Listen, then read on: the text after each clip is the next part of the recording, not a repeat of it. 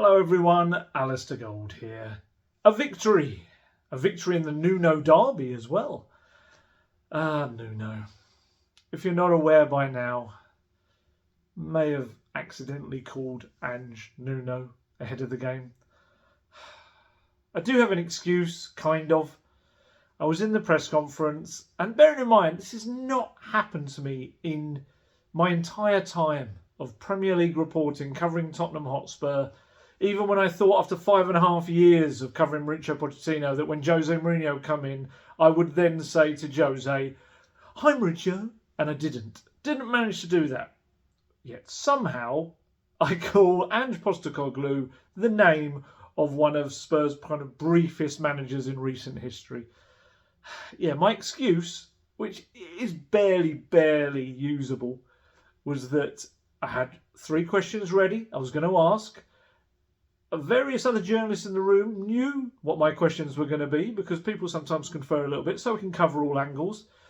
And one journalist, who shall remain nameless, decided to still ask one of my questions right before, kind of slightly differently worded, but the same idea, just before I was about to ask it. And so I'm suddenly, while that journalist is getting his answer from Ange Postecoglou, almost called him Nuno again. While Ange is answering him, I'm kind of tapping away on my laptop thinking, right, okay, I need another question. So I thought, I can ask him about Nuno. No one's asked about Nuno yet. And so I'm tapping away, and suddenly the press officer goes, "And Ali, your turn." And I went, "Yeah, hi Nuno." And I was like, oh. And then I started to go down this rabbit hole of trying to explain why I said it, even though I don't think Ange had actually realised I'd said Nuno.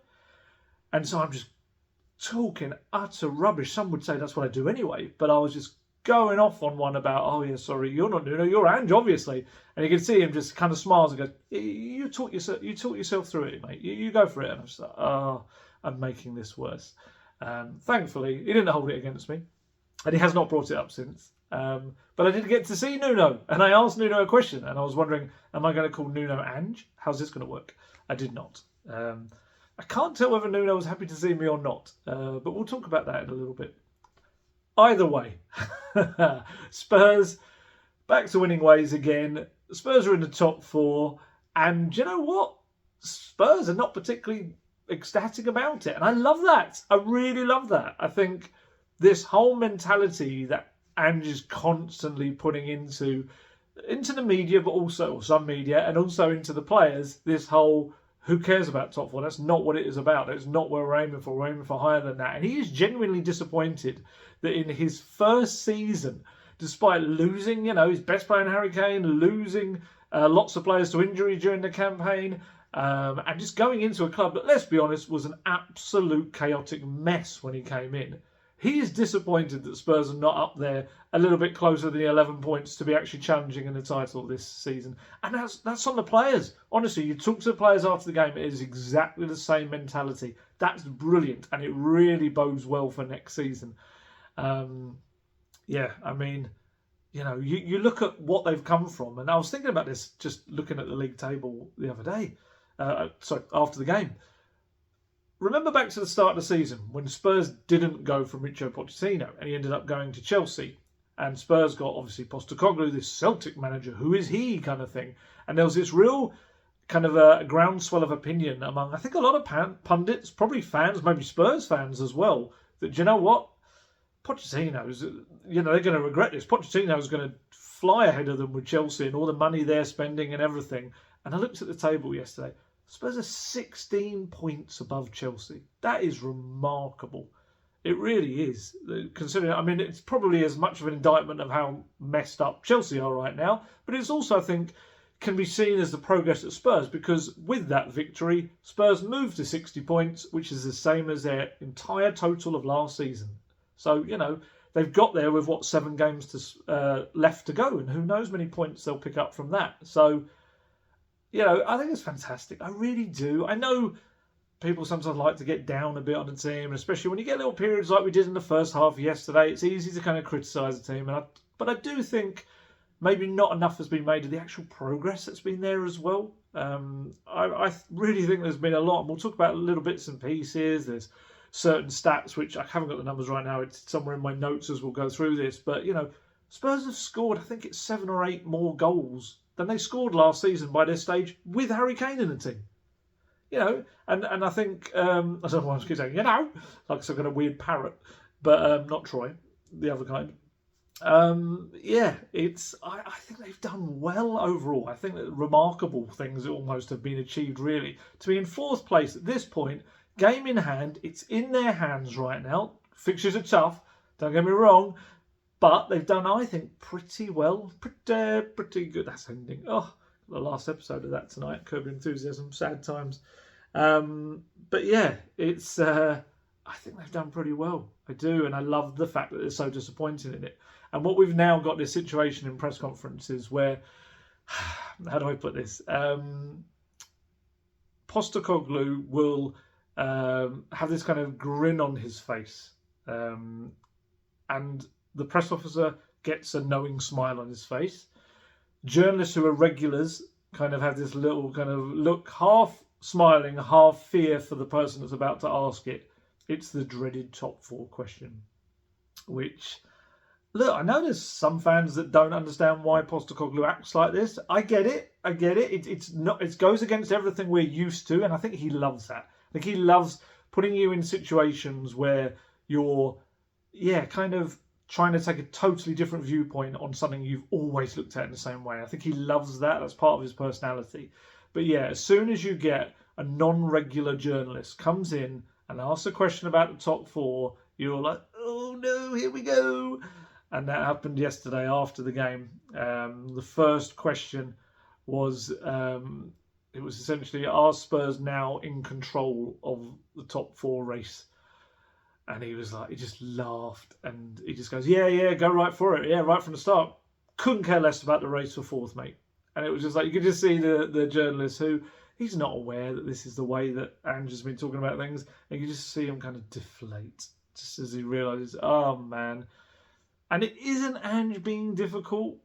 There are times he can be deliberately a little bit contrary, but in this, it is a consistent line he's kept. And I suppose if you're a journalist coming into something, you probably should have a rough idea of his views on a certain subject before you ask it. Maybe.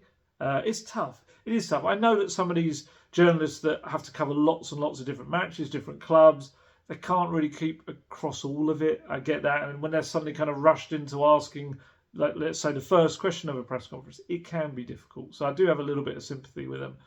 But he just went, I couldn't care less about the race for 4th, mate. What I care about is the way the team is progressing.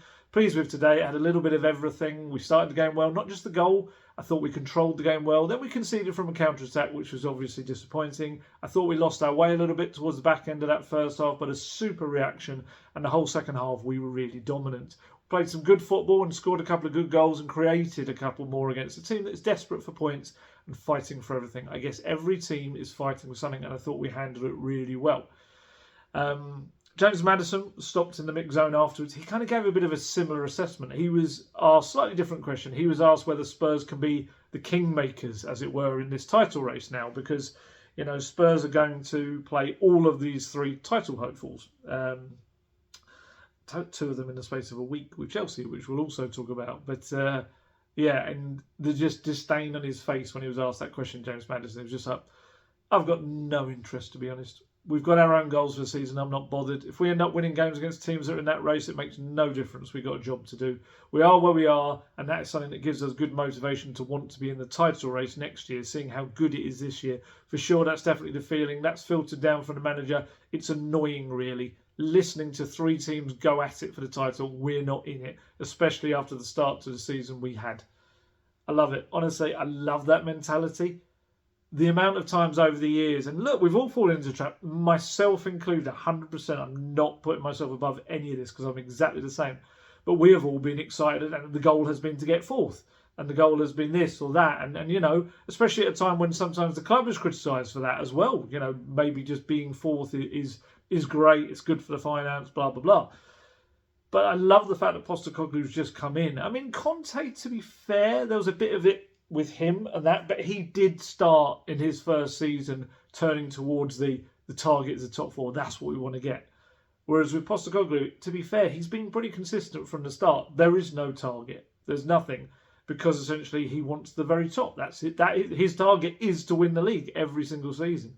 And yeah, I like that. And I think it does drive up the standards, and it will continue to drive them on. This season is very much a work in progress, and you can see that with the performances. They are going to be a little bit kind of piecemeal. There's bits of the jigsaw missing. But, Sunday's game, I thought they started really brightly, Spurs. I kind of had this quite good feeling after, a couple of minutes. I was like, oh, they're kind of on it today. Got themselves ahead with a classic Postecoglou goal, low ball into the box, causing problems. Probably had, the keeper not pulled off a terrific save from Brennan Johnson straight after, or not long after, from Timo Werner's cross. Maybe it's a different game. Maybe they kind of run away with it at that point. But they just had this really weird, it was like bewilderingly, they just suddenly lost all control. Forest sweep away with a messy breakaway goal from a Spurs perspective. But to be fair, again, as he's done a few times over the matches, actually quite a few times over the season, Postecoglou acted decisively. Straight away, a couple of changes at the break, snuffed out any kind of issues that were forming in the team, and two experienced, cool heads go in there, bang, second half's all Tottenham. It was absolutely, never felt like there was any kind of panic in the second half at all. In all, Spurs had 64% of possession, played 571 passes to Forest 305, and Spurs had 17 shots at goal to Forest 13. 7 on target, 3 hitting the back of the net. Forest had 6 on target. You can tell probably the biggest area, or 2 areas, where you can see that Spurs are still a team in the making, in the progress, being built, whatever you want to call it, is the fact that they're not dominating entire matches. That's definitely there. You can see that. The first half started, like I say, they got that goal, which was their first half goal of 2024 at home, which is a terrible statistic. It really is.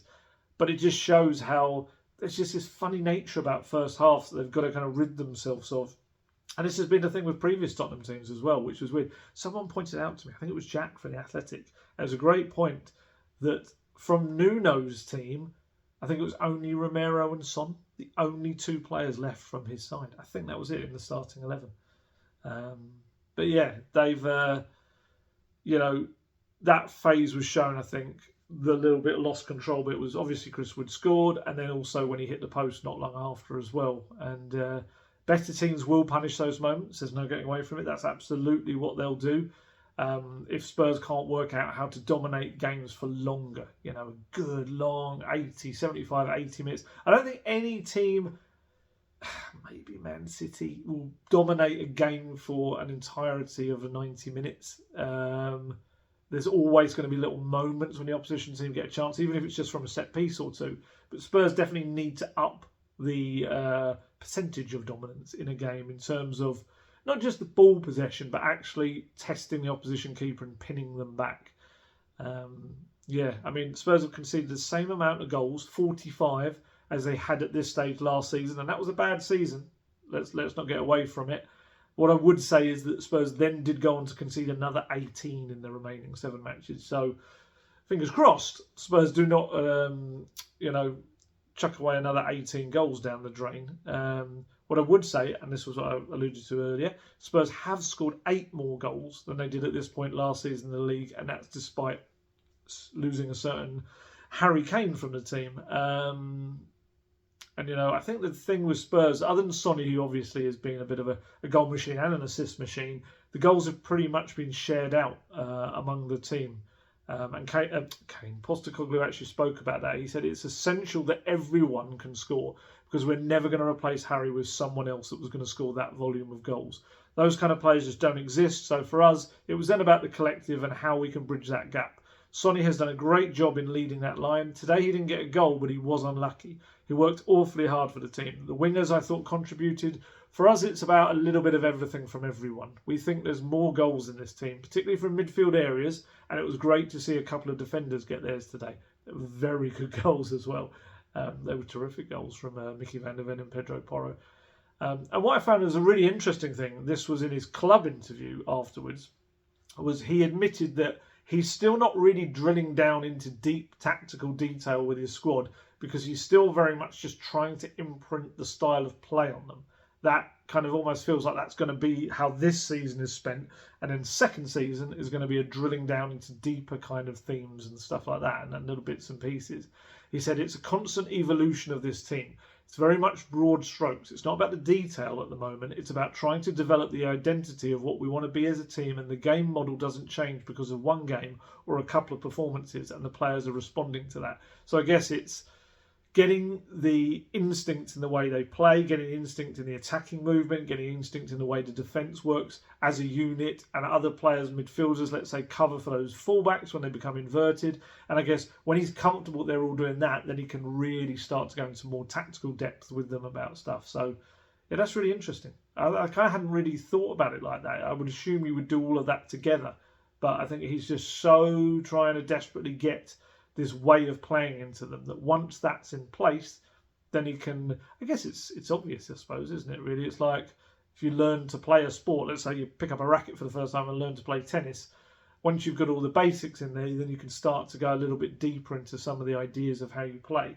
And, you know, top spin, back spin, all of this sort of stuff, cross court, things like that. And I don't know why I started to go down the tennis route, but yeah, I just thought that was a really interesting paragraph. Let me know what you think about that, because I think there were some people that might disagree with that. I'm intrigued to hear people's thoughts.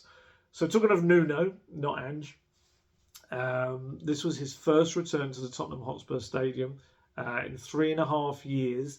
I think it was, I was actually away for it. I think it was the game against Man U, wasn't it? The infamous defeat. It was kind of him or Solskjaer at the time. I think we're going to potentially get the boot at the time.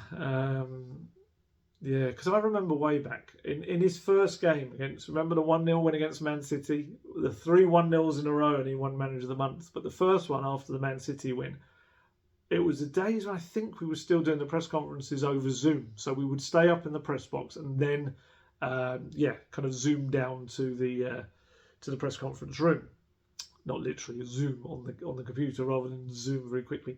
And we're waiting kind of, actually it might have been afterwards, I would have been probably writing up the press conference, and I looked out and Nuno appeared with his family out on the pitch, which was now empty, all the fans had gone, and he'd just taken a moment, he did, to walk around with his family, just kind of soaking it all up, drinking it in. They took selfies of each other as a family on the pitch and things like that.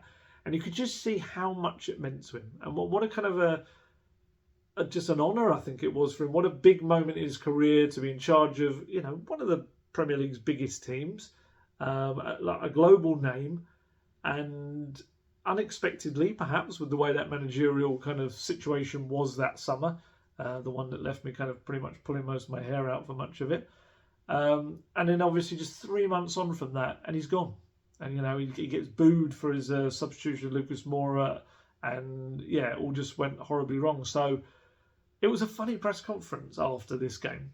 Because, you know what, there was a good 20 seconds at the start when no one was going to ask him a question, or 10, 15 seconds maybe. It felt like an age. And so I almost had to ask a question there, but then some of the, I don't know whether national journalists or some of the local journalists started to actually ask him questions. And then there was another little pause, and I thought, do you know what, I'm going to ask him. Just because I haven't seen him in an age, and, you know, you might want to get something off his chest. I'm trying to remember the way I wrote towards the end. I think very much you could just see it wasn't particularly working. Like I say, I was away at that time. I remember, I think I was in Paris, because I think I was trying to sort out speaking to Mauricio Pochettino at the time when he was at PSG.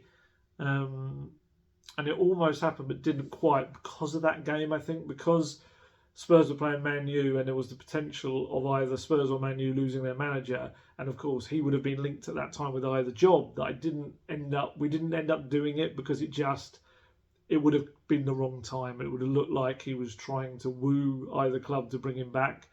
So it made sense, and I understood it at the time. But I was technically in Paris on a family holiday. It was kind of busman's holiday a bit. I don't think I actually wrote, you know, at the time, like, Nuno has to go. I'm not that kind of person. I will write when I feel like you can see where things are going, but I don't think I would ever call for a manager's head. So I don't think he would ever be like, oh, I hate gold. You remember he used to be just continually disappointed with me anyway, like a school teacher. But yeah, I thought I'll ask him a question. So I kind of just asked him, like, what was it like to come back here after all that time, with like real mixed memories, I suppose, of his time at the club. It's probably one of the longest answers I've ever got from Nuno. He said, it's another game. It was a pleasure to work here at Spurs. It was an honour. Things didn't work out, didn't finish well. I keep on going, Spurs keep on going. It was special to come here. It's always special to come to a place where you worked, but that doesn't take away the focus. And the focus is on Forest, and we have to do much better next week because we're in a tough fight. I mean, ultimately, it's still a lot less than other managers will give you, but for Nuno, that was essentially like him giving a monologue. And I appreciated that. And he was, he was very polite. And I think there was a flicker of, oh, I remember you slightly. And to be fair to him, he's kind of rebuilt his career since then. Went out to the Saudi Pro League, won a title there. Yes, he then did get the boot not long after. But you do wonder how kind of volatile that league is with the money involved and the pressures of some of the clubs and everything. But he's done a decent job at Forest. They came into that game against Spurs unbeaten in 3. And even the games they've lost recently have been quite narrow defeats as well. Points deduction as well. I think he's going to give them a chance, at least, to stay in the Premier League. They looked at during the game as well that they were a threat and they were difficult to break down at times. He'll do fine there, Nuno. He was always a nice guy. I think that was the best way to put it. He might not have been the right man for Spurs at that time. Maybe it was too big a job for him. I don't know. Or maybe just the wrong fit for him is probably a better way of putting it. But no, I always wish him well. I wish all former managers well, to be honest, because even despite his disappointment, I would say his disappointment with me, I would say that all the Spurs managers have always been pretty good to me with the way they answer questions. Even Nuno, even when I tried to ask about individuals, and he would say, "You cannot ask me this, Alistair." But yeah, no, it was good to see him again. And look, yeah, he's doing fine. Spurs are doing fine without him as well, of course. They're motoring along nicely. And I love the fact that they're kind of in this 4th place, but with the knowledge that they can get so much better. There's so much room for improvement at Spurs as well. And I think that's really exciting. I don't know. I think you've probably can tell this. If you've watched my videos for a certain amount of time, you can tell I'm not the kind of guy that will wallow in the negatives. I will address them and we'll talk about them. But ultimately, while some people might kind of say what hasn't worked this season, what hasn't happened, I look at it as a team in 4th place and think, my goodness, when they actually play the way Postecoglou really wants them to play, they're going to fly. And yeah, maybe that's the eternal optimist in me, or maybe I'm being a realist. I don't know. Maybe some people are pessimists. I don't know. Maybe somewhere in the middle of all of that. But look, praise for Postecoglou again. Praise for Postecoglou. I don't know why I did that accent. He made a difference again. He did. I keep saying this, and I apply this to all managers. This isn't just like a Spurs thing. I think all managers, people often just see in a game when they feel like, oh, I would have changed this. Why haven't you changed this? Why are you sitting on your hands? Why are you just standing on a touchline doing nothing? And then we forget all of the moments where they've made substitutions and those substitutes have directly impacted the game or even indirectly kicked things on. I do think managers do get a bad rap when it comes to that. And for Postecoglou, completely changed the game.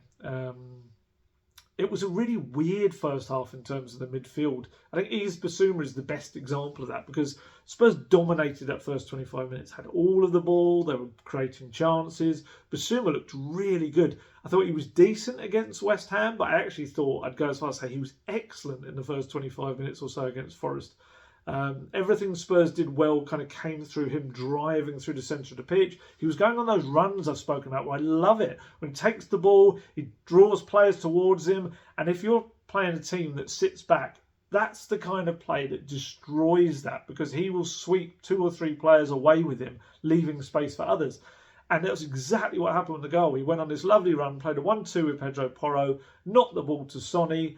Sonny knocks it out to Timo Werner. Timo Werner does one of those lovely low balls across the 6-yard box. And Murillo just essentially sweeps it into his own net. Lovely start. Perfect way to get the game going. And however, just something happened about 20-25 minutes in. Bissouma, just mainly, the other players as well, but I think because Bissouma was so good, he just started to lose his grip a little bit on the midfield battle. And when his confidence dips, so does his contribution for me. That's one of the things I've noticed. He has this kind of occasional habit of, in key moments, he starts to make a sprint back to track, or to track back, most normal people would say, to help out the defence, and suddenly just decides, I can't be bothered. And it's like, he really starts off with the intention that he's going to do it, and then for some reason he just kind of meanders either to a stop or just into the wrong area. And that was shown, I felt, for the goal itself, because, look, don't get me wrong, I don't almost keep saying don't get me wrong either, I did think Destiny Udogie was mainly at fault for the goal. I felt like he kind of was stuck in this no man's land position on the left, which left space in behind him. Micky van de Ven tried to cover that. Then Destiny Udogie, for some reason, ran towards Micky van de Ven rather than following Elanga, who was running into the gap. However, what I would say, there was a little chance, there was a brief moment when Bissouma started to kind of look like he was going to run back, and he just didn't help Van de Ven out. He kind of left the Dutchman to have all of that space to cover, and obviously, Nico Williams probably looks up and thinks, hello, like, where's that come from? You could drive a bus through that. And so he knocks it inside to Elanga, and kind of we know what happens next. But there was also the other moment that I saw Bissouma do something similar, and maybe even more disappointing in a way, was the chance for Chris Wood that hit the post. You can see, I watched it, but I watched all the goals and big moments quite closely back just to see if I'd missed anything. And you can see Bissouma start to make an attempt to run back, and he kind of gets to the edge of the Spurs box, and it just kind of almost like drifts around on the edge of the box just inside it. He doesn't really go towards anyone, and that allows Yates, I think it was, to have a shot, which Vicario pushes away, and Wood comes in. Fair play to Vicario. Vicario's got this trademark ability to jump straight back up again when he's saved a shot. This was one of the things that maybe sometimes he pushes the ball out in front of him, but then he kind of has developed as a reflex of that to jump up very quickly and try to stop the follow-up, which maybe some would say if he pushed it to the side. Although, to be fair, with this exact instance, he is pushing it to the side. But he jumps up quickly, makes himself big, and I do think that played a big part in Chris Wood kind of rushing his shot, trying to find one area we could put it, and ended up hitting the post. But it just, Bissouma, it was such a weird roller coaster of the first half, from a real great first 20-25 minutes to a bit of a kind of an abject rest of the half. And didn't appear for the second half. Neither did Pat Matasar, who he didn't make too much of a mark on the game. It was one of those performances that looks a little bit more lightweight, but he's 21. When you are 21 years old, same with the doggy yesterday, you're going to have some inconsistent games. You're going to have moments where your decision making isn't that an experienced player would have. You're going to sometimes just pick the wrong option. Experienced players do that as well. So I don't think there's any massive kind of criticism to go Pat Matasar's way. It's just going to happen like that at times.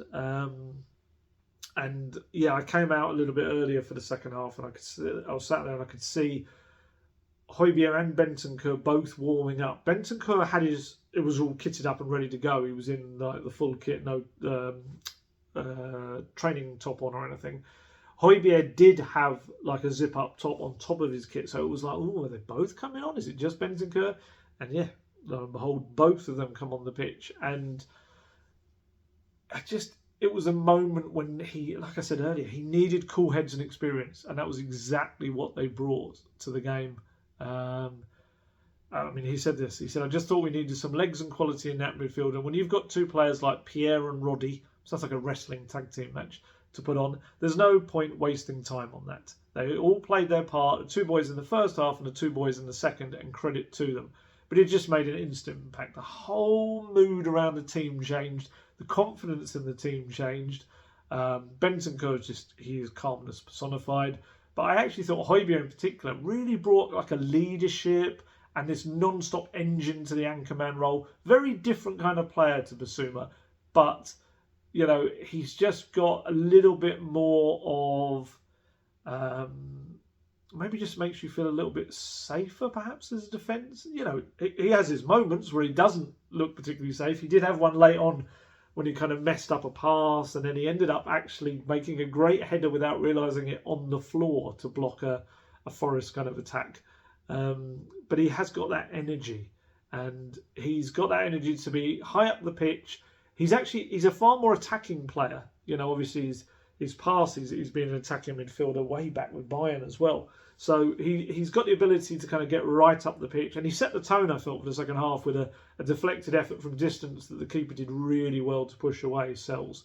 But he's also got the energy to then track back. And there's been so many times this season when he has been the man racing back to make a difference. And when we talk about Bissouma and maybe not doing that consistently, he does do it sometimes. It'd be unfair to say he never does. But I would say that Hojbjerg is a more consistent tracker-backer, if that even makes any sense. Bentancur managed 32 passes, including one key one, as well as making one interception and one dribble. Although that dribble, was it kind of went from his edge of his own box past like 2 or 3 players. It was like, oh, this is nice. Okay, now use it, pass it. No, pass it! And he ended up kind of giving it away. But it was very nice. He did play his part in the third goal. I'd be interested to know. Let me know in the comments whether you think he meant the assist or not. Guest and I, when we were recording the podcast earlier, we had differing opinions on this. I kind of feel like he's either getting it into the danger area, trying to send it towards goal from Maddison's cross, or at least maybe flick it to Son, perhaps. I don't think he entirely expected to go all the way through to Pedro Porro at the other side. But still, it's an assist. They all count. Yeah, he may well have entirely meant what he did. Hojbjerg came on 59 passes he played, including one beautiful sweeping crossfield one, which again, I felt just was part of setting the tone and really just like making all the other players thinking, oh, yeah, we're back in this. We're back on top again. All that actually, I forgot to say, that was Bentancur's first assist of the season. Obviously a very injury-hit campaign, but that's an interesting one I felt for him as well. So Hojbjerg, 4 ball recoveries, 2 interceptions, and he won 1 aerial duel. And look, we know the likelihood is he's going to leave this summer. Only a year left in his contract. He wants regular football. Of course he does. He deserves it. He's a player that can play for many, many teams regularly in the game. I think he's offered loads this season. Despite his reduced role, I think he's only started 6 Premier League games. But he's come on so many times. I think he's well up in the 30s in appearances. And I feel like pretty much 90% of the time he comes on, he offers something positive to Spurs as well. And I will actually be sad to see him go. I think he's been one of those that occasionally has made a scapegoat. But actually, I think he's one of those players that maybe when he's not on the pitch, you do kind of realise what he does when he's on it. And look, he's not perfect. He's got some technique inconsistency, let's put it that way. On one moment, he'll do something superb with the ball, and then the next, he can look a little bit clumsy with it. But my kind of feeling is, look, I've told you before, Spurs are looking to upgrade, if they can, that number 6 position with a really good kind of 6 in there to really challenge Bissouma. But if they could find someone that is a blend somewhat of Hojbjerg and Bissouma, they would have a world beater there. Because I think if you put all of their different characteristics, like positive attributes together, that'd be a hell of a player. And I kind of feel like that's the thing with Bissouma. And I wonder if he's played himself out of the starting role against Newcastle, whether Hojbjerg comes in for him now. But you just kind of feel like, he offers so much of what Postecoglou wants in that role, with his comfort on the ball, his ability to play quick passes under pressure out to the sides. But he also needs to have the work rate to match that Hojbjerg has. It's fascinating. And the ability, I think, to also be an attacking threat. You know, he had 4 shots at the start of the game, Bissouma, but he never really maintained that. It was almost like he's like, yeah, okay, I can do that, and then forgot he was meant to do that. Especially at St James's Park, when it's going to be noisy, We saw the debacle of last season. We know what it's like, the atmosphere in there. So I think maybe if you need cool heads, having Bentancur and Hojbjerg in there in the 3 with Maddison maybe does make sense. Yeah, But yeah, back to the original point. 2 game-changing substitutions from Postecoglou. He's done a lot of those. I think that's part of the reason why they've had so many good second halves and late goals, that he has quickly realised there's an issue and fixed it. Although, of course, he'll want them to fix them from the start of games rather than having to fix them himself. But yeah, I mean, look, it is a pointer, I think, to the stronger squad. He's got now the ability to call on players like that to change a game. And he said that, essentially. He said, yes, it made a difference. It wasn't anything Biss or Pape did. I just thought I have the luxury of a stronger squad now, which I didn't for the middle part of the year. And I thought we needed some energy and legs in the midfield for the second half, because I could see Forest were working really hard to maintain their grip on the game. I thought Pierre and Roddy were outstanding in the energy they brought and the quality they brought in the second half. Who else in the midfield? James Maddison, I do feel like he's on the trail, I think, to getting back to where he was. It's probably the best way to put it. He did have a serious injury, this ankle problem, which he's had a couple of little ankle, just feeling the ankle, I think, over the weeks since. But I thought he worked hard. He kept probing for openings. He battles away, as was shown for the 3rd goal when he got his all the way down the left-hand side before pulling it in for Bentancur. There was a bit of a scary moment when he and Ryan Yates kind of came together and Yates went down, and it did look like he'd given him a bit of a dig in the stomach. Nuno was livid about it after the game. Nuno, who would never criticise anything at Spurs, was saying, like, no, I've seen that, which is why I can go kind of stronger on it. And he called the referee Simon. He said, I don't know why the VAR didn't tell him to go and look at it. It's a difficult. VAR very just much looked at it and just went, it's not worthy of kind of anything more than that. But it was just silly from Maddison. It's one of those where if you got yourself what would have been 3.5 matches missed by doing that, you'd beat yourself up about it. You would punch yourself in the stomach, because quite frankly, that would be so stupid to just kind of get wound up. And Yates was a bit like that in the reverse fixture, wasn't he? I remember at Forest. He was kind of, I remember tweeting or writing something about how many kind of moments he got away with that he shouldn't have even been on the pitch, really, by the time that Bissouma went into a daft challenge and got himself sent off against him. But yeah, Maddison should never have got himself in that situation. He does get himself a little bit wound up. I get it. He's probably up there among the most fouled players in the Premier League, and especially when you've got ankles that have been causing you problems and you're constantly getting clipped on them and taken down. You are going to let your frustrations build. But as one of the vice captains, you can't let them get the better of you. You can't. And he perhaps was lucky. I've seen them given, regardless of how harsh or whatever you think that would be. Just don't put yourself in that scenario where it could be interpreted in a different way. But as I say, he spoke after the game, Maddison. He spoke about his form. He said, I'm very critical of myself. Maybe not at the heights that I'm maybe not at the heights that won me Player of the Month at the start of the season, but I'm so hungry and so critical of myself to work hard and try and get back to that level. I'm not too far away. I feel good.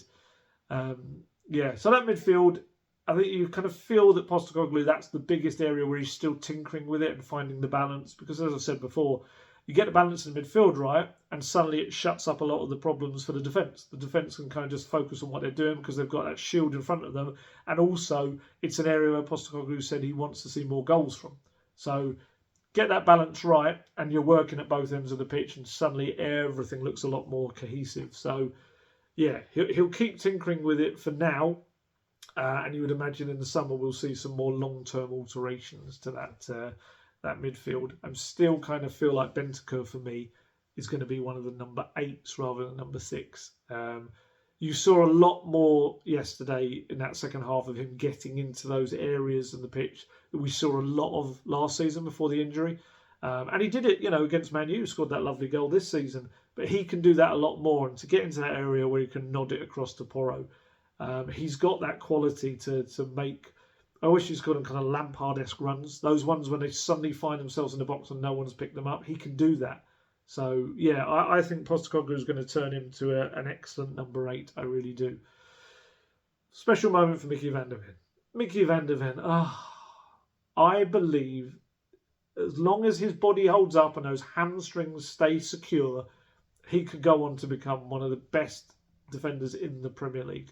One that will look back over the years and he'll be spoken about like a bit of a, Ferdinand and Vidic type. I guess John Terry's also looked back on one of those big, Ledley King for Spurs, of course. But, just obviously forgetting really obvious with Van Dijk, I suppose, is another one as well. Fellow countryman probably was the best comparison I could have used. But I feel like Van der Ven, if he continues on his trajectory he's on, can be considered one of those, within a couple of years. Some might say he's been one of the best Premier League defenders this season. So he's kind of there, but it's about consistency, I guess. And the more experience he gets. And special moment for him, scoring his first goal at the Tottenham Hotspur Stadium. And he did so when there was a Van der Ven family day out, which made it all the more special. Obviously, a rocket of the goal into the top left corner. And, you might have seen him running towards that south stand looking very happy. And the reason, actually, was because his family were up in the southwest corner. They were there, the Van der Vens. He said, my family was sitting here, and he was kind of pointing up there, and he said it was very special, an amazing moment. So he was named man of the match. I actually saw a stat today that he's got the best passing success rate of, might actually be any player in the Premier League. I don't even think it was just defenders. I think it was, any of them, any player. So it was a goal that just put the cherry on top of the Van der Ven cake because he had been very good as well. I don't blame him for the goal. He was coming across to cover for a doggy. So I don't blame him at all for that, really. And everything else, he mopped up pretty well that kind of came his way. His goal came from a clever short corner routine, which worked really well, which meant he kind of was stepping inside, back to the edge of the box rather than being in it for a long corner. Should also stress that is now 11 set-piece goals this season from in the Premier League. Ryan Mason, Ryan Mason crafts these set pieces that they do. That's his remit. They are now just 5 off Gianni Vio's total last season for Spurs. With 7 games to go, they could well match it. They could. Like I think I said this in the last video. You just get a game where you get a couple of set piece goals, and suddenly it's quite on to do that. But it's Ryan Mason, and I don't think people like to praise Ryan Mason. It's a funny one. It's we've got this habit, haven't we, of loving to see our own do well until we decide we don't want to see our own do well. And I feel like Ryan Mason is now falling into that category despite everyone within the game really rating him quite highly.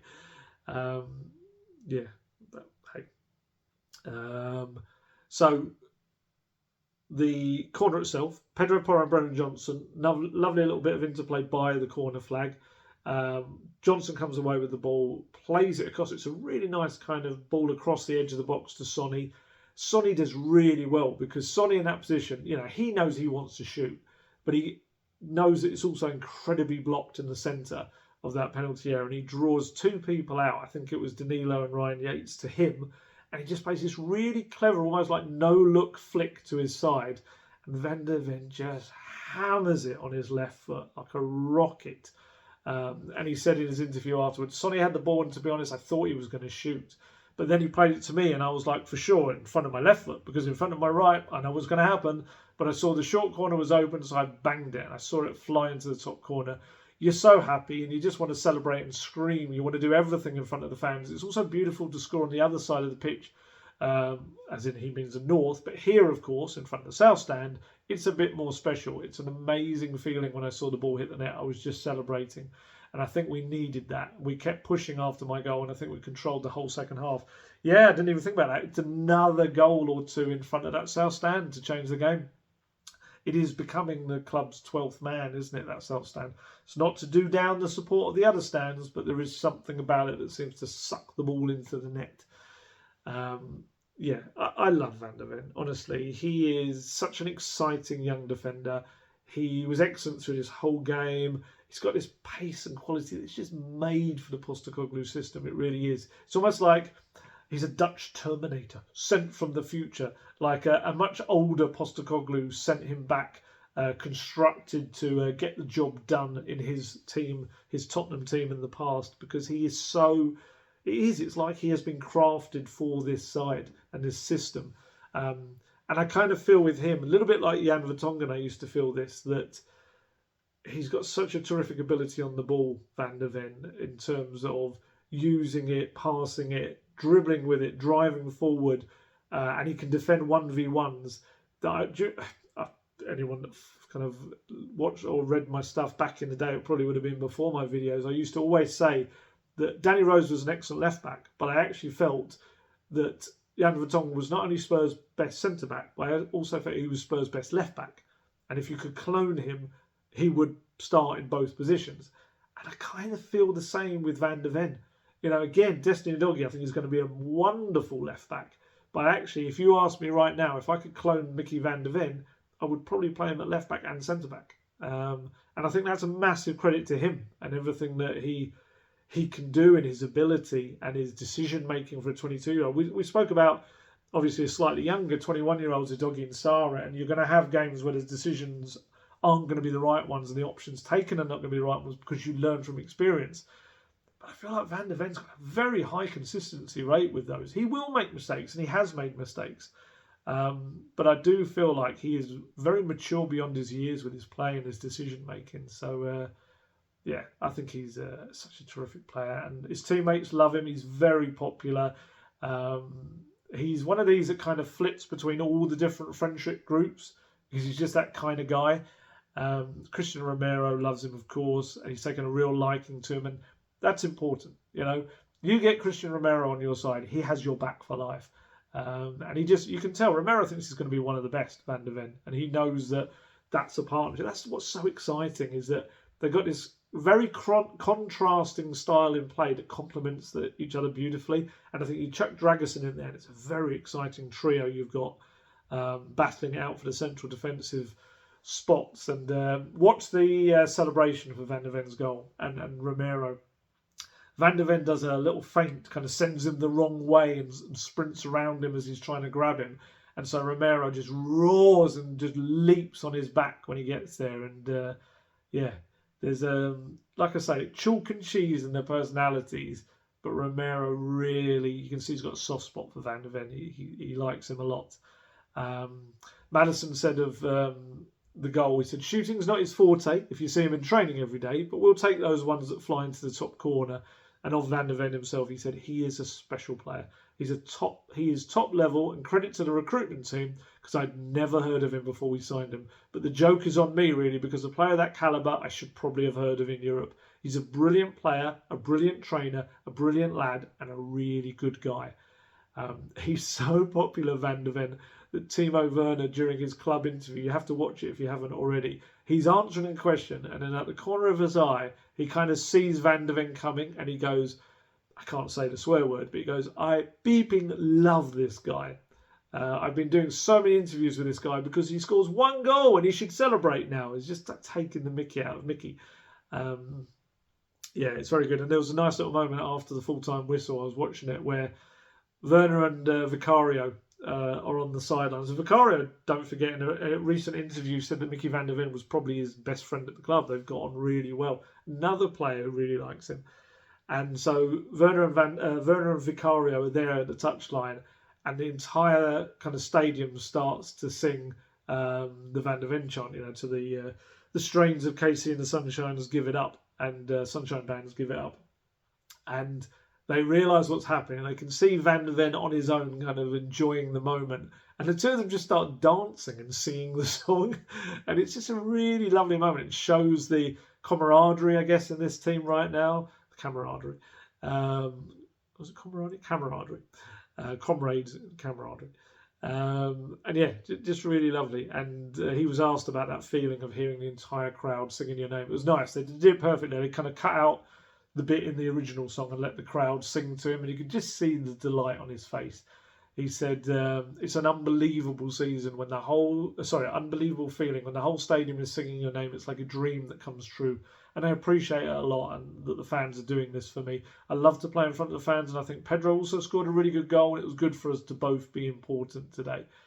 Yeah, I mean, that hamstring injury aside, kept him out obviously for 2 and a bit months. It's been a remarkable first season for Micky Van der Ven. He's such a player. And I think he knows, I get the impression, and his words suggest this as well, that he knows if he can keep pushing on in the same vein, he's got to just keep doing that, and he can be something special. He said, of course, it's difficult to say how you'll do when you arrive because you know the Premier League is the hardest league in the world. You know your own qualities, but you never know what's going to happen. And I think it's going quite well the first season, and I have to keep pushing like this. So I asked Postecoglou about Micky van de Ven because Postecoglou said in the week that he doesn't believe any of his players have any limits or ceilings to what they can do. So I kind of asked him, you've said that. I mean, with that in mind, how good can Micky van de Ven become? And he said, look, I don't know. He said, what I do know is that he's got a real appetite and determination to be the best he can be. He does that every day, and his defensive work was outstanding today. It was a great strike for the goal. It was a well-worked set piece. It's a credit to him. We're not going to be the ones who put any limits on his growth, and I don't think he'll allow us to do that. In my mind, well, all of these things, I think if we keep providing an environment for these guys to keep pushing themselves, not just Micky, but others will be dragged along as well because they're all competing. So yeah, brilliant. He was my man of the match. He was the man of the match, but in my player ratings, he was also the man of the match for me.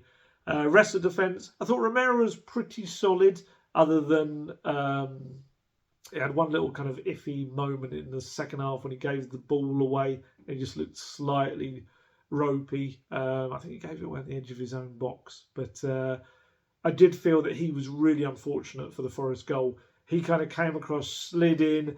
He got something on the Elanga cross, but unfortunately, on any other day, that maybe diverts to Vicario or it goes the other opposite direction. But on this one, the connection just didn't quite. If anything, it actually diverted it into Wood's path to sweep into the net. But no, I thought he was okay, Romero. No real issues with him. Udogie, as we mentioned, I think he had a bit of an uncertain first half. Mistakes for the goal, like I said, both. The one first leaving the space behind him and then running to Van de Ven rather than tracking the man in Elanga, which would have made a big difference. But again, 21-year-old, that's going to happen. That's all kind of part of having these experiences that will shape him. We saw him at the Emirates when he had a real issue with Saka in the first 10-15 minutes, and then he learned from it. And the rest of the game he did really well. And I have no doubt he will continue to learn from all of this. Porro wasn't really at the races in the first half. They got past him a couple of times. There was one moment when there was a ball floated over. Oh, it was in the build-up to the Wood hitting the post. The ball was floated over the top, and he made this almost like kung fu kick to try and get it with his foot, and completely missed it and left loads of space behind him. However, he was involved in the second goal in the build-up to that. And then he scored a lovely third. It was a really nicely connected volley. Actually, it's one of those where if you analyse it, it doesn't actually come off his foot. It comes off, although technically you could argue it's part of his foot, but it doesn't kind of come off the top of his main part of his foot. It actually comes, I would say, kind of how to describe it. It's below the shin, but maybe on top of his ankle, that kind of area. But it doesn't matter. That doesn't matter where you connect with a volley like that, as long as you're kind of sending it in the right direction. A little bit like the Rooney overhead against Man City when it hits his shin. It's like it doesn't kind of matter because it's the technique that still brings it. It still sends it in the direction. Had it come off his foot, it might not have got in the same direction. It's kind of the perfect connection is the way to put it. So. I thought he had a much better second half and was really involved. And Vicario, like I say, didn't actually have too much to do, but what he didn't have any real chance with the goal. It was too close range. But I felt did really well with the effort that ended up hitting the post. Obviously not getting to it, but making the angle so narrow that it kind of forced the shot to go that way. The other one I thought did really well on the day was Timo Werner. Timo Werner. I should just quickly say on Vicario, he needs more clean sheets. I hate the fact that he hasn't got as many clean sheets to his name as his performances deserve, because I think they'll look back on the season, people, and they'll kind of say, "Oh now how can he be one of the best goalkeepers when you look at how few clean sheets Spurs have had?" And I think it's unfair on him. I think that's more about, like we say, the system being built in front of him. Timo Werner, there's something so down to earth about Timo Werner. He is swiftly becoming one of my favourite kind of players to not only watch in a game, but also to listen to when he speaks about the game. He's a guy that could have been absolutely destroyed by his experience in the Premier League with Chelsea, despite the fact, he was called a flop, but I still always go back to the fact that he had 44 goal involvements in 89 matches. That's not kind of flop levels. Maybe it is for the kind of the money he spent perhaps and the level he was playing at, but many, many players would be entirely happy with that, those stats. But, he didn't let it burden him. He didn't let it kind of rest heavy on his shoulders. He's 28 years old now, and as soon as Spurs and Postecoglou offered him the chance to come back to the Premier League, he listened to what Postecoglou had in store for him, and he went, you know what? Let's just go for it. Let's have it. Let's go again. And everyone I speak to behind the scenes cannot speak highly enough about Timo Werner. Whether that's teammates, whether that's coaching staff, whether that's people in various departments around the club that deal with him on a regular basis. He's just, some of the expressions, really normal person, really good person, down to earth. They're the kind of expressions you'll use. People love his sense of humour. It's very infectious, very dry, perhaps very German sense of humour, I don't know.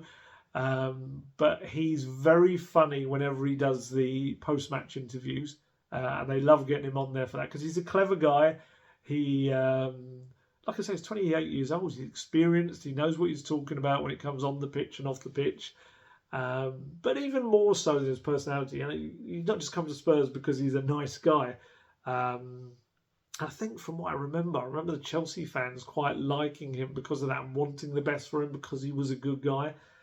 And look, he has been contributing on the pitch. That's the most important thing, of course.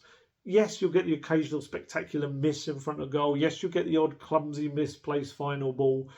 But there's a pretty consistent goal involvement, I think, since he's come to Spurs that he's been involved in. Whether it's directly or whether it's in the build-up, he's kind of always there for Spurs. And then that's why he's getting this run as a starter. It's a bit like Brennan Johnson, I've been saying about him, that Werner has also got this tactical intelligence to find the positions that work within the Postecoglou system and taking on what the Australians are asking of him, whether that is supplying low balls across the box, whether that's getting on the end of them from the other side, or whether that's knowing when to play the ball inside or whether to run inside yourself.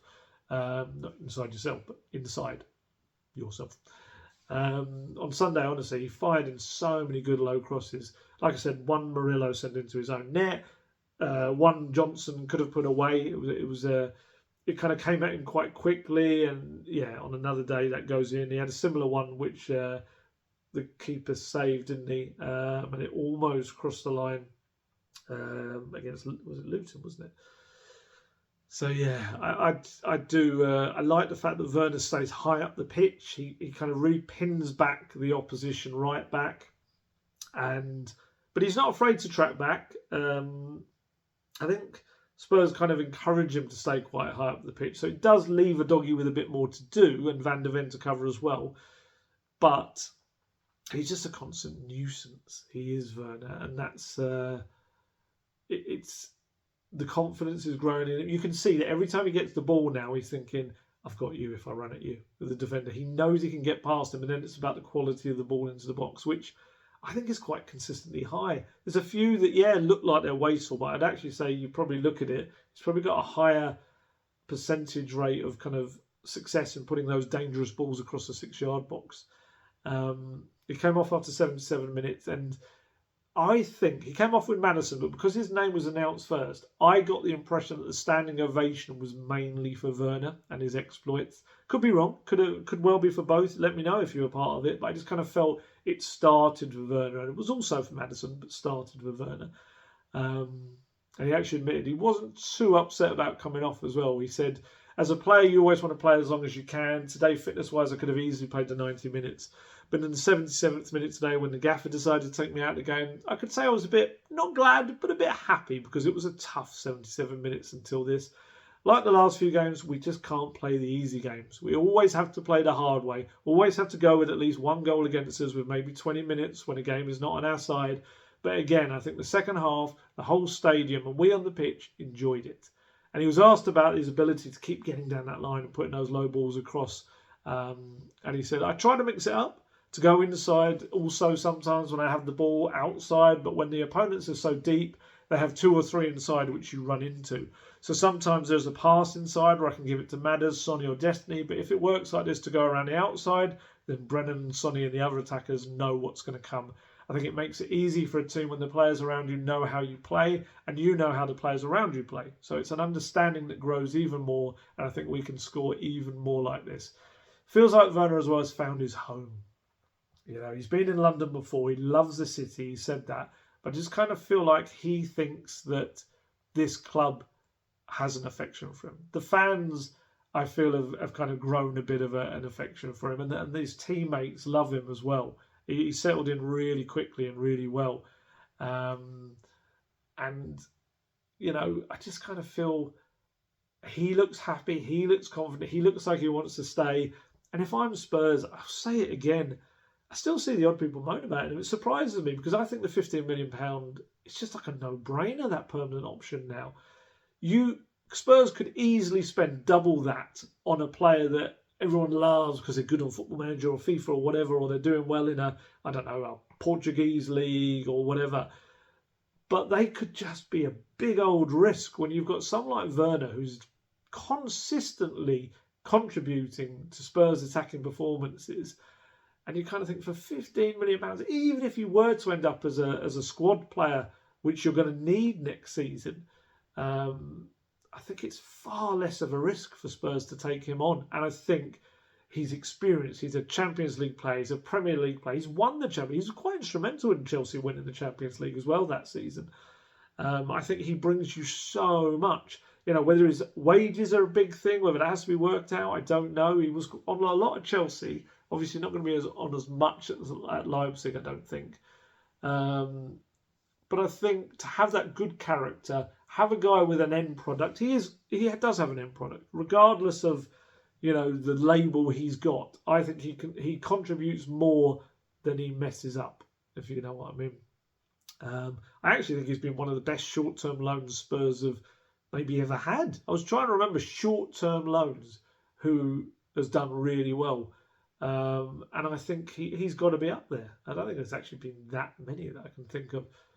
Was Klinsmann on a short-term loan? Second time he came back, that was obviously a pretty decent spell. Danjuma was a short-term loan, that was not good. Jensen Fernandez ended up being a short-term loan, but it wasn't meant to be. It was an 18-month one originally. But yeah, I just love the way that whenever he speaks like a man who's found his love for the game again, Werner. He said on last night, I think that's the good thing with football. Sometimes things can happen that when not everything is going well in your direction, but then sometimes you're not in the right position, or sometimes you're not in the right spot in the right moment. And I think he means his career as well as on the pitch. And he said, then something like this comes along. A team or a great club wants you, and you decide to go there. And from the start, it's like everything fits together.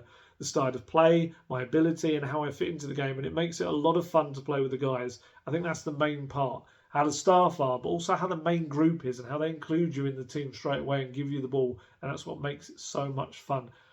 Postecoglou has been quite non-committal over Werner's future. And I think that's quite deliberate. I think that's mainly to keep Werner himself on his toes. You know, keep him trying to play for his move and his contract. But he was pleased with him again. He said, I thought Timo was good, worked hard, always a threat. He ran at the opposition really well, contributed to our first goal. Second half in particular, he helped us really pin them back. And he was asked, I think it was Charlie from The Athletic, did he expect Werner to be such a regular starter when he signed him? And he said, well, at the moment he's doing everything well. He didn't start a few weeks ago, but we brought him in because we knew we'd need him, and that's how it's proved. We also knew we were getting a player who'd already played at this level, so he wasn't really a risk for us, and he's been a good contributor. And with the running we've got, Newcastle next week, and then a couple of big weeks with midweek games, obviously we'll need the whole squad. So yeah, I really like Werner. He is growing on me massively as a person and also as a player. I can, he's just doing well. And I'd love to see his pre-assists as well as his assists. And yes, it was my bugbear of he won't get an assist for an own goal because that's not allowed. But yeah, I would love to kind of see his goal contributions added up. It's probably something I can do, but some of the sites that I look at don't have that, so I'll have to find a different one to work it out for me. As for the other players up front with him, I thought Johnson was okay. Wasn't one of his best, but he still, on another day comes away with a goal and an assist. He just gets into some great positions, and that was shown with the one that Sells saved from close range. It was a very good save. When you watch it back, it's an excellent save. If that had been Vicario, we'd have been raving about it. He looks really confident, Johnson, right now. Everything he does with the ball looks very confident. He's in a good place, and I think Postecoglou's really backing him. He feels his place in the system, and all of that makes that £47.5 million price tag shrink with every passing game. He had a cross that deflected onto the crossbar. He went on, obviously played the ball to Sonny in the build-up to Van der Ven's goal. And he also went on a really good driving run before playing the ball off to Sonny, who then had a shot that the keeper pushed onto the post. Another very good save from the keeper as well. So, yeah, Johnson was really busy. It wasn't just about up front, 2 key passes, 1 dribble, 2 shots at goal, but actually also defensively, 2 tackles, 2 interceptions. He does a lot for the team, Brennan Johnson. Another player who, we talk about no ceilings, and he spoke about him a little bit pre-match, Postecoglou, and he was just saying he can kind of be whatever he wants to be. He's got the ability to be as good as he wants to be, and he keeps driving himself in training, same as Van der Ven. That's such a key aspect, I think, of these players. We've had some players at Spurs over the years, maybe even recent memory, who haven't really pushed themselves to fulfil their potential. But there's this little group of young players now at the club that really could be top Premier League players if they continue to push themselves. And they've got a manager and a coaching staff that are desperate to do that for them as well.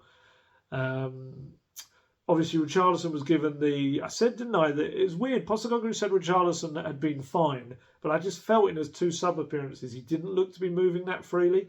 And yeah, ahead of the game, Postecoglou said that they were going to give him this weekend off to rest and just kind of sort his knee out properly. So it was Sonny back through the centre again, and look, you know what you're going to get with Sonny. As well as a level of quality, he's going to battle away, he's going to press and harass for everything. Got another assist with that clever flick to Van der Ven, which makes it 24 goal involvements, 28 Premier League games, 15 goals and 9 assists. And like I say, could have had another goal were it not for a really good save from the keeper. Dejan Kulusevski came off the bench for the last 15 minutes. I actually didn't think it was the best cameo for him. Came on the left-hand side, which was quite interesting after me asking Ange about that a week or so back. Johnson stayed on the right. He went on the left. And the reason I didn't really feel he did himself many favours was that he had a few moments where he hesitated and he delayed a pass. There were players free. There was a nice little moment for Dane Scarlett, I think, could have got through later on as well. And he just didn't quite find his kind of groove. Some players can come into a game and really change it, and I felt like, and he has done that as well in the past decade, but this one, didn't really work for him. 2 unsuccessful touches, and he had the lowest pass success rate of any Spurs player on the day, 66.7%. I still feel he'll play a big part in the remainder of this season. I think maybe a bit like Brennan Johnson did, Decky's now has been a regular starter, and I think he might benefit from just having a couple of games, watching the game play out. How can he affect it? How can he impact it? It didn't work yesterday, but I think as the games go forward, he'll learn a lot more just from these little week or 2 out of the firing line, and seeing how teams play and how he can go on there and really find a gap, find the space, find the area where he can cause the most problems. So yeah, that'll happen. Obviously, some sad news. Spurs win came on the day that we found out that Joe Kinnear had died. We found out mid-game that he'd passed away. 77 years old. He'd been living with dementia for the final 9 years of his life as well. But, he leaves a legacy behind him as a manager and a player, especially a player at Tottenham. I must admit, I knew he played for Spurs, but when I was growing up, I kind of maybe knew him more as the Wimbledon manager, and then later on, he was kind of involvement with Newcastle. And I didn't realise until I looked into it just how successful a player he was for Spurs. He was at Spurs for almost, it was a decade. He was at Tottenham. Played under Bill Nick as well. Played almost 200 times in the league for Spurs. He won some trophies. He was instrumental in the 1967 FA Cup final win against Chelsea.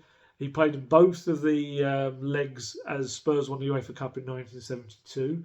And he also won 2 League Cups for Spurs as well. So, yeah, he was a hell of a player for Spurs, a really accomplished fullback. Postecoglou, bearing in mind he was told after the final whistle about Joe Kinnear, spoke really well. He said it's very sad, obviously. I just heard about it now. He's one of those figures who will always be remembered at this football club for his achievements. A distinguished manager and an outstanding player. A sad loss. Obviously, all of our love and support goes out to his family and friends, from what I understand, and I never got the opportunity to meet him, but everyone speaks very highly of him as a person, which is always the barometer around these things. A sad loss, particularly to those closest to him, but he'll never be forgotten at this football club. And I would like to think that as someone that played under Bill Nicholson, who had his very clear principles on how the game should be played and the attacking nature of it, the man who brought the double for the first time to a British club in Tottenham Hotspur, I would have hoped that Joe Kinnear would have appreciated, I think, what Postecoglou is bringing to Tottenham. There's definitely elements of the Bill Nick way in what Postecoglou is trying to bring. And very, very sad day in that regard. Obviously, you'd hope and I'm sure they will do something in the next home game, which is quite a way off now, isn't it, against Arsenal? But you would imagine there'll be something done pre-kick-off for that as well. So, I mean, going back to Spurs and what lies ahead, Spurs have made progress this season. There's no denying it. They've won 2 more games than they had at this stage last season. They've drawn 1 more. They've lost 3 fewer games than they had at this stage last season, all while implementing a completely different style of play and having lost their, highest ever goal scorer along the way as well. The weeks ahead are going to be tough. Those fixtures, the calendar is ridiculous. You've got the silly early kickoff at Newcastle this Saturday, and then you've got a daft, at the moment, 15-day break because of the Man City postponement. We wait to find out exactly what that means in terms of the Arsenal fixture, because at the moment it's on the Sunday, but if Arsenal, I think, progress in the Champions League, that would then switch to being the lunchtime kickoff on the Saturday. And then the fixture gods have been cruel as they possibly can, and the Chelsea game has been lobbed into that week, which means that we now have Arsenal at home at the weekend, Chelsea away on the Thursday night, and then Liverpool away on the Sunday. It is a ridiculous 7 days from hell. There may be European matches in there, for the likes of Arsenal and Liverpool to make it a little bit more challenging for them. I'm sure that Arsenal ahead of that game will moan about the fact that Spurs have had a 2-week break, but I don't think, and Postecoglou definitely doesn't think that's a good thing. I think that's too long. I can understand a week and saying you've had a full week to prepare, but 2 weeks, I think you get out of rhythm, you get out of sharpness. And I asked Postecoglou about that about a week ago, this kind of new look rubbish week from hell that's coming up. And he said it just sums up the season. He said, it's been such a fragmented, messy fixture calendar. Some of their own making by not going far in the cup competitions, but also just having this long gap, then a run of 3 games in a row, suddenly in a week, then a long gap, and then 3 games in a row. And for players, it's just a nightmare to get any rhythm to what they're doing. But look, it all starts this weekend again. It's a big weekend to really grab their destiny in their own hands for the remainder of this season. I'm not saying top 4. Postecoglou would not want me to say that, but just grab their kind of momentum for the remainder of the season, because Spurs go to Newcastle, Villa go to Arsenal. They're 2 very tough games, and essentially probably the team that comes out of it with the most positive performance is the one that wrestles a little bit controlling not the top 4 race, but just the remainder of the season and what the season's going to bring. If we are to just purely look at Champions League football and qualification for next season, which Postecoglou doesn't want us to do, but if we are going to look at that, you would think that United now so far behind, it's looking like the 5 have broken away. I mean, what was the gap? Was it 11 points, I think? Yeah, 11 points now between both Spurs and Villa and United. So it would take a monumental collapse, and United being far, far better than they have had. It's 11 points, but it's also, United have got a -1 goal difference. Spurs have got 20, plus 20, and Villa got plus 17. So it's essentially all but 12 points, that gap. So yeah, we'll see. This round of Champions League games, European games, is going to go a long way to knowing really whether top 5 gets Champions League. It isn't the be all and end all. I agree with Postecoglou in that respect. That in terms of signing players, Spurs have signed so many good players in the last year that has had nothing to do with Champions League. Whereas when they've been in the Champions League and have signed some absolute stinkers that have gone on to really not be of any use or success to the club. So I get that, but hey, it'd be nice for us. It'd be nice to have those games. But yeah, big game on Saturday. We remember what happened. One of my worst experiences covering the game. Got absolutely soaked because the Newcastle press box is a bit of a nightmare. It's not covered by the rain, not covered for the rain. It's got these funny little plastic things that come over your laptop, which means you can't entirely see what you're doing. And yes, I'm aware I'm moaning about free football. I know how that makes me sound. But mainly the match. The match was so awful. It was, the absolute depths of the nadir of the Christian Stellini era, which ended after that game, didn't it? It was just dreadful. It was so awful. They could have easily been in double figures that day, Newcastle. But it will be a very, very different Tottenham Hotspur side that are going there. But the same kind of problems will lie there. The noise, the atmosphere. Newcastle have had a pretty good week or so. They're certainly getting kind of in the nice vein of form again, it feels. Presumably they're getting players back from injury that will help. Their fixtures are kind of loosening up a bit because they're not involved in so many competitions. So it's going to be a very tough game and a real test, I think, not only for this season, but for where Spurs want to go, if they can go there and put in a really positive display and show the mentality required. They did it at Villa Park. They've got to go and do that again at St James's Park.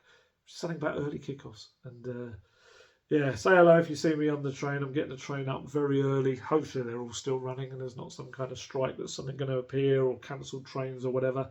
Very, very early start to get there in time. But hopefully we will get there. And hopefully Spurs will come away with 3 points. So, I think that's everything today. Might do one later in the week. We'll see how we go. Haven't had time to do a loan roundup this week, so I'll maybe add that in. And if you want to ask any questions, we could maybe do a Q&A later in the week as well. We'll see how that goes. But yeah, as I said last time, thanks again so much for those of you who've watched my other channel, which has started up, Gold Goes to the Movies. I've been so appreciative of everyone watching that, and I really didn't expect the kind of the reaction it's had. It's been lovely. There's a couple of videos on there now. If you're trying to decide what your Saturday or Sunday night movies are going to be, or any movies in the week, I think I've reviewed about 7, 8, maybe more, maybe 9 different films on there. Mostly kind of recent ones, some from the past as well. In the style of this, all one take and just kind of musing about movies and thinking about them and talking about them. And it's something a little bit different. But I'm so appreciative of everyone that's come across and subscribed and watched and all that sort of stuff. It's very, very kind of you. You didn't have to. But hopefully by the reactions, people seem to be enjoying it. It's, again, it's going to be different to everything out there. It's not going to be these short, sharp, snappy, really polished. There's no editing. It's all just raw. It's me in one take. Pretty much the antithesis of everything that the world wants right now. But that's just me. It's my stream of consciousness. And again, thank you so much for not only those, but also these videos as well. This channel's has done so well. It's done far more than I ever expected it to, and it is so kind of you. And like I said this in one of the movie videos. I love the interactions that go underneath the videos. I don't often look on social media at stuff and the kind of reactions to articles and things like that. Just the odd ones sometimes will catch my eye. Whereas with these videos, I always look at what happens underneath. I love the discussion. I love it when obviously people have been nice to each other and they're talking about football and the debates that are had and what people's opinions on things I've said and what's right or wrong and all of that. As long as people are pleasant, really enjoy it, which they are. 99.9% of the time people are. It's a nice little community that's kind of grown underneath these videos, and I love it. So yeah, right, time to head off.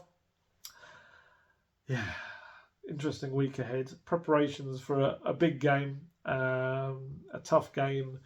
And yeah, honestly, if you want to get your questions in under the video, regardless of what it is about, we'll have a little chat, whether it is about football, whether it's about Spurs, whether it's about any other aspects. You know, I know sometimes people like to know about the journalism side of it and how that all works. Yeah, please do. Please do. I'll put those questions in there. And yeah, as always, stay safe, stay healthy, look after yourselves. I shall catch you later. Goodbye.